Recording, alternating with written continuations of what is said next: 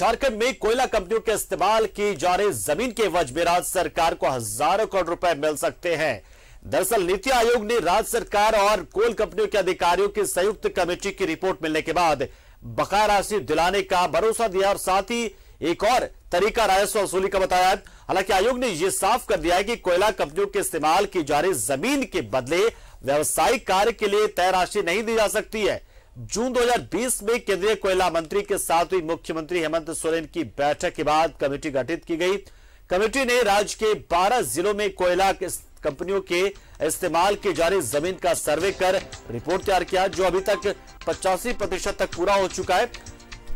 और जल्दी नीति आयोग ने राज्य के मुख्य सचिव को कमेटी की रिपोर्ट जल्द उपलब्ध कराने का निर्देश दिया है। राज्य सरकार ने झारखंड में काम करने वाली कोयला कंपनियों पर 32,734 करोड़ रुपए बकाया होने का दावा किया है।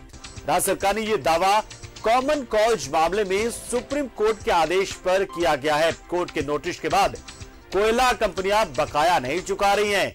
राज्य में कोयला कंपनियों के नियंत्रण में करीब 53,064.25 एकड़ गैर मजरूआ भूमि है। राज्य में कोल कंपनियां के अलावा अन्य दूसरी कंपनियों पर भी लगभग 1900 करोड़ रुपए का बकाया है।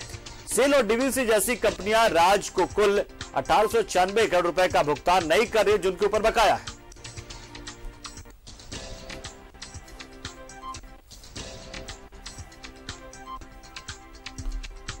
और इस खबर पर ज्यादा जानकारी के लिए और इसके विभिन्न पहलुओं को समझने के लिए हम सीधा रुख करते हैं हमारे वरिष्ठ सहयोगी शहनवाज का, जो हमारे साथ सीधा जुड़ रहे हैं। शहनवाज, निश्चित तौर पर अगर हम बात करें तो नीति आयोग की ओर से जो गैर मजरूआ जमीन या फिर जो कोल कंपनियां हैं उनकी ओर से झारखंड की जमीन का इस्तेमाल करने की जो बात आई है, तो क्या एक नया तरीका हो सकता है, यानी रेवेन्यू के लिए एक और विकल्प या एक माध्यम कहीं ना कहीं नीति आयोग ने दे दिया क्या, या फिर ये इसको समझना चाहेंगे आपसे? देखिए, इसका फोकल पॉइंट डीवीसी है और डीवीसी से चूंकि बात चल रही है, बहुत सारे बकाये को वो काट चुका है डायरेक्ट आरबीआई के फंड से। और झारखंड सरकार भी अक्सर क्लेम करती है कि 44,000 के आसपास का करोड़ 44,000 करोड़ के आसपास का झारखंड सरकार का बकाया विभिन्न कोल कंपनियों पर है, केंद्र सरकार पर भी है। लेकिन आज तक उस बकाये के बारे में कोई वार्तालाप या आश्वासन नहीं मिला था। लेकिन नीति आयोग की पिछली बैठक और इस बार की बैठक जो अभी 2-3 दिन पहले दिल्ली में हुई है, एक बहुत ही सकारात्मक नोट पे बातचीत हुई है। पिछले ही नीति आयोग की बैठक में झारखंड ने आपत्ति जताई थी कि डीवीसी बिना कहे हुए एग्रीमेंट जब हो चुका है 100 करोड़ रुपए हर महीने दिए जा रहे, इसके बावजूद 700 करोड़ 800 करोड़ रुपए काट लेना ये एक उचित माध्यम नहीं है काटने का।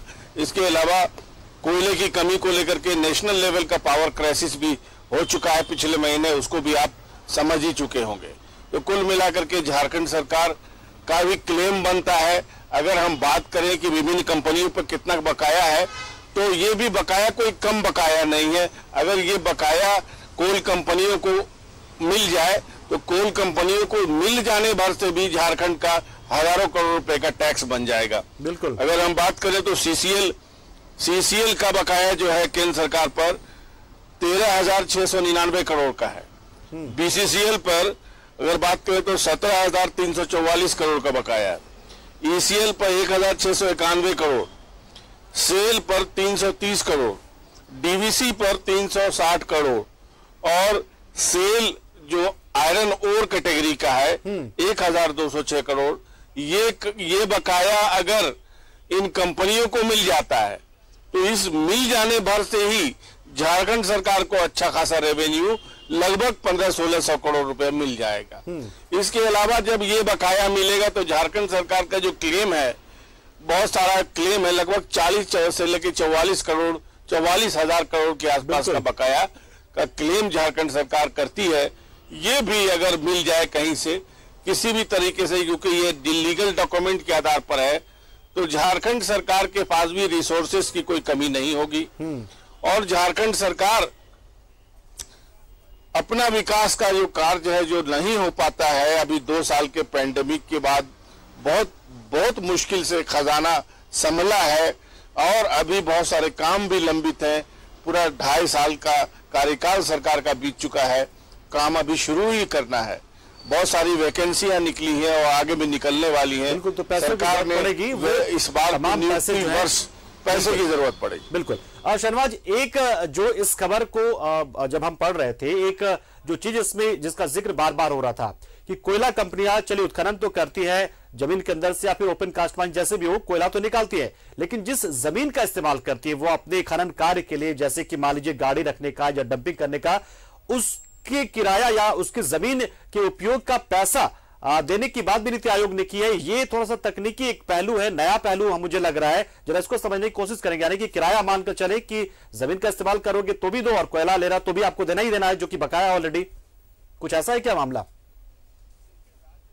देखिए, राज्य सरकार की जमीन होती है, लेकिन उसके अंदर अगर खनिज संपदा की बात करें तो इंडियन लॉ के हिसाब से वो खनिज संपदा राष्ट्रीय संपदा है। हाँ, लेकिन उसको निकालना है तो आपको अदर साइड की जमीन का इस्तेमाल तो करना पड़ेगा ना। बिल्कुल, आप अपनी गाड़ियां डंप करेंगे, आप उस जमीन पर रास्ता बनाएंगे, आपको बिजली चाहिए, आपको तमाम तरह की फैसिलिटी उस खदान तक पहुंचने के लिए चाहिए, तो उसका किराया पे करना पड़ेगा।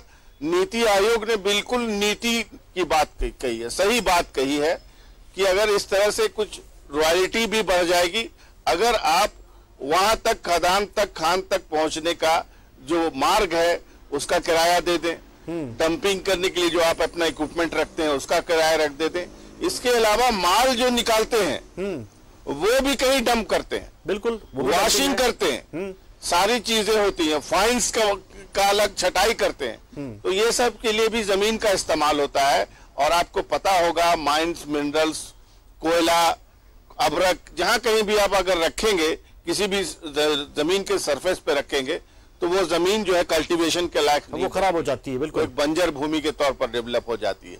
तो इसलिए नीति आयोग ने भी बहुत अच्छी बात कही है, राज्य के फेवर की बात कही है। देखिए, कोई भी आयोग होता है राष्ट्रीय स्तर पर, वो किसी पर्टिकुलरली सरकार का आयोग नहीं होता है, पूरे देश के हित की बात करने वाला आयोग होता है। तो नीति आयोग से पिछले बार भी झारखंड सरकार ने गुहार लगाई थी और इस बार भी बहुत ही सकारात्मक बातचीत मुख्य सचिव के नेतृत्व में हुई है दिल्ली में। अब मुझे लगता है कि अगर ये जो सजेशंस नीति आयोग ने दिए हैं, अगर उस पर अमल दरामद होता है तो झारखंड सरकार को फौरी तौर पर तो 2,2500 करोड़ का पहले तो रेवेन्यू मिल जाएगा। इसके अलावा एक नया रास्ता भी मिल जाएगा कि खनिज खनन की प्रक्रिया में जो जमीनों का इस्तेमाल होता है या जो जमीन खराब होती है वो उसका भी मुआवजा के तौर पर, किराया के तौर पर कुछ रेवेन्यू अगर मिल जाता है तो राज्य सरकार 50,000 एकड़ जमीन की बात यहाँ पर की जा रही है।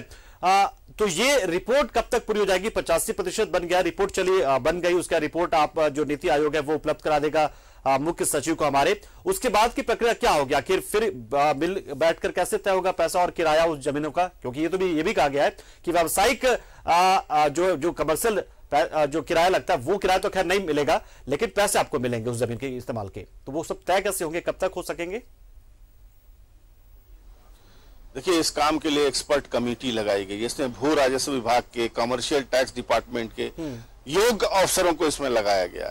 और जाहिर है जैसे ही रिपोर्ट बन जाती है नीति आयोग में ये जमा होगी। नीति आयोग में जैसे ही जमा होगी इस पर, चूंकि देखिए जो अधिकारी है इस वक्त नीति आयोग में सक्रिय है, या अगर केंद्र सरकार की बात करें तो उनमें से कुछ अधिकारी ऐसे हैं, जैसे अभी होम सेक्रेटरी की बात करें तो होम सेक्रेटरी झारखंड कैडर के, बिल्कुल अभी प्रधानमंत्री के सलाहकार हुए हैं अमित खरे, बिल्कुल। तो ये सब झारखंड से जुड़े हुए अधिकारी हैं और झारखंड के हित को समझते हैं, सही सजेशन वहां देते हैं। तो इस वक्त झारखंड के लिए भी एक बहुत अच्छा ब्राइटर साइड ये है कि कुछ अधिकारी ऐसे केंद्र में हैं अभी जो झारखंड काडर के हैं, झारखंड को समझने वाले हैं, झारखंड में काम कर चुके हैं और 85% रिपोर्ट तैयार है। 15% रिपोर्ट मेरे ख्याल से अगले 1 महीने में तैयार हो सकती है, क्योंकि अब आगे कोई फेस्टिव सीजन भी नहीं है। तो अगर 1 महीने में रिपोर्ट तैयार हो जाती है तो जाहिर है मुख्य सचिव जो अभी है हमारे झारखंड के, वो बहुत डेडिकेटेड हैं और बहुत फोकस्ड है। किसी काम को अगर लेते हैं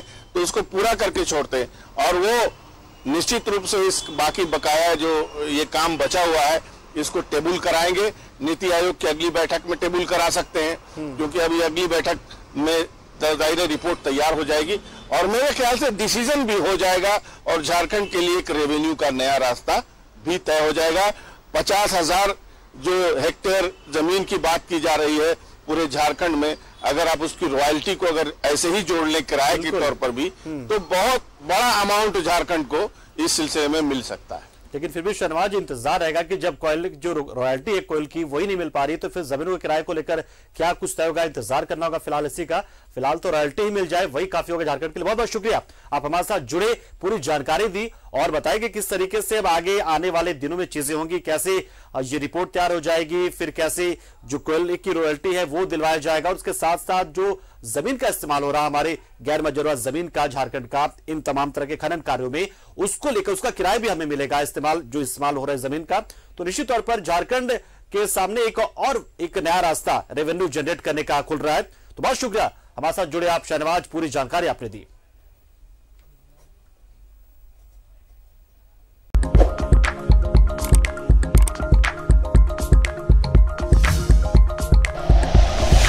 like and share videos, subscribe करें हमारा चैनल और प्रेस करें बेल आइकॉन। न्यूज़ 11 भारत, सच है तो दिखेगा।